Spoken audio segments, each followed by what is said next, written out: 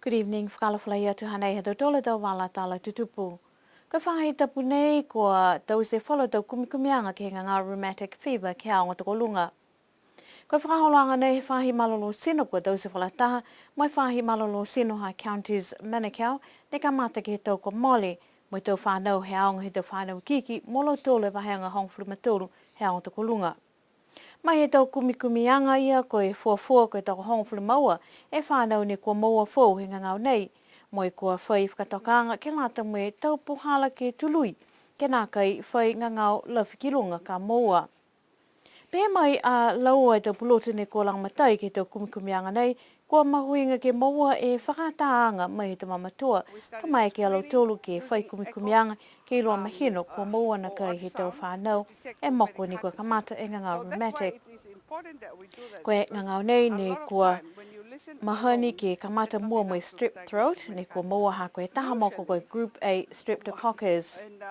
Kai ke kua maua e rheumatic fever, ko mai ke whoki ke holo atu, ke maua e rheumatic heart disease, ko mai ke lea lahi to lauia e asivili.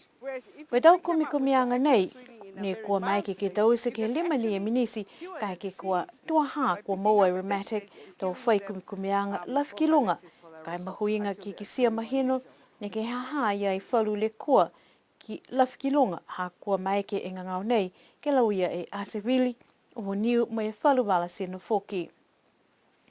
Pea mai e ke kawhoko taho kase whakakobi kai tau kai ke ko maua tuai mai ke tului. Koe whalu whakakiseanga ko maua he rheumatic a koho tu mau, whalu mga aho tō fufule tau tutaki polo huia itu mai mamahi e sino. Koe tului kai ke kua maua tuai, kua lata he tama ke maua e tau huki, planga taha he uafuru mawalo e aho, ke hongo fulu e tau, po ke hoko atu ka tū e uafuru mataha e tau mui, koe uta ni ke tau whakaholoanga mai ke kafo. Ne whakahoko e taha whanu he tau tukitaki atu Pasifika ki a pana ne whakahingoa koe Palm ke Onuaki. Koe whanu nei ne kamata he tau taha a whihiwe seo he wangfuru mawhitu, mai kua whakahoko tu mau he motu ko i a pana he tau ke tolu aki. Koe tukitaki haini wē ne hoko atu whokia ia ke whanuanga nei, ke lata mai tau whakaholoanga he motu mai atu Pasifika. Tahani ana e tau whanuanga mahuinga ne wha mua lang matai whokia ni wē kiai.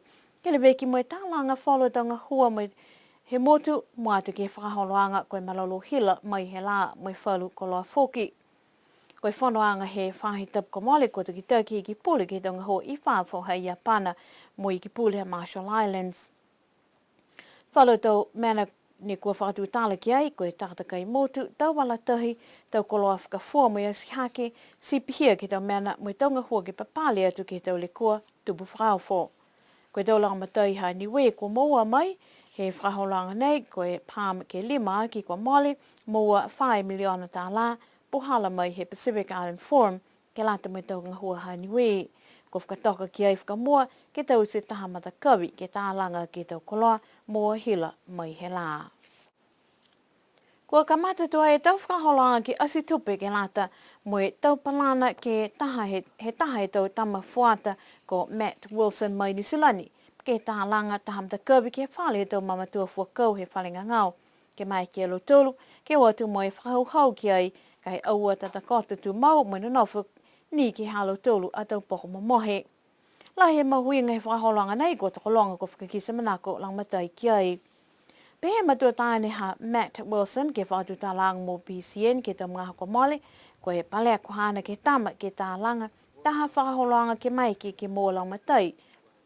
E taha matakau, ha koe tau whakakuanga whoki he tama ke mua e tau pepa ke hua tu ke taha o ngā pulotu I New Zealand.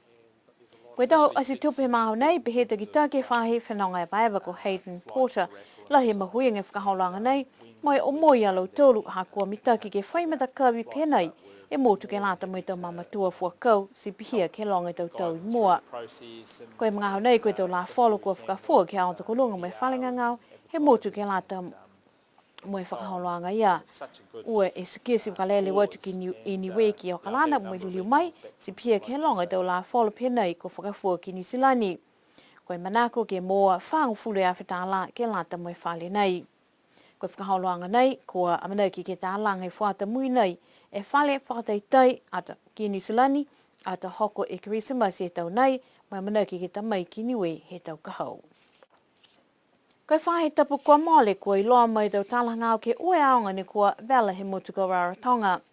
Nā kai mahino mi tau ki tau meana ko tutupu kai ki sia momoko he tau tangata, mai tau whānau aonga ha Nukutere College mo Avatea School. Ko longona he fufoki he taumatakai nanga niwe ni kua nanofo atu ke atulunga ke kauwhala taha ki tau sia e taha whiwa asitupe ke lata mai tau aonga nei. Ko ia ne takitaki e whakaholanga nei ko John Tangi.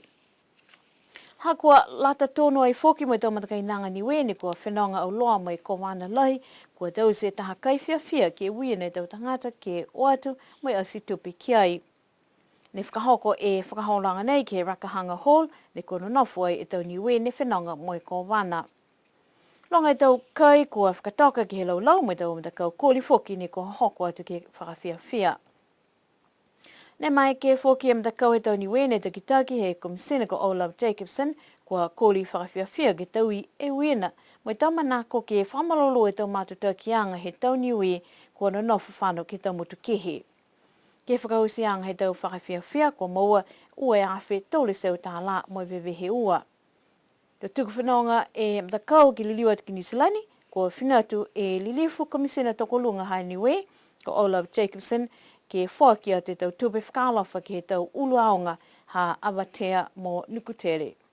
Kua whakakise e tau manatu whakau e tau aonga, mua atu hako e tau matakai nanga niwe, e matakau whakamua ni kua manatu ke whaki tupe atu ke tau aonga ko Nukutere College mo Avatea School ke mai ke liu asihake. Liu tuai a niwe maua e taha whamailonga ke tau sipote, koe sipote siwileke ne whakahoko ki tonga he mtahiko he maha tapu. Ko Isabel Davis ne maua ia e pine siliva ki hana fufuta ki he siwianga ko lau tolu ne whakahingoa koe short division. Ko tua ia ne maua e fofo Oceania New Zealand ko Farah Depkata. Ko lau tolu e tau whiwhine he fufuta ne whakahingoa koe tall division, kau tua e whalala mai tonga, tua foki ha tahana tau matakainanga mai tonga foki. Walu e motu ne hoko atu ki he siwianga nei. Koe tau tutuanga katoa maua e Tahisi e Mr. South Pacific, moi maua e Telesia Whaunuku mai tonga e Miss South Pacific. Ko ia ne maua e fofo e mutu ko tonga ko Alifileti Parade.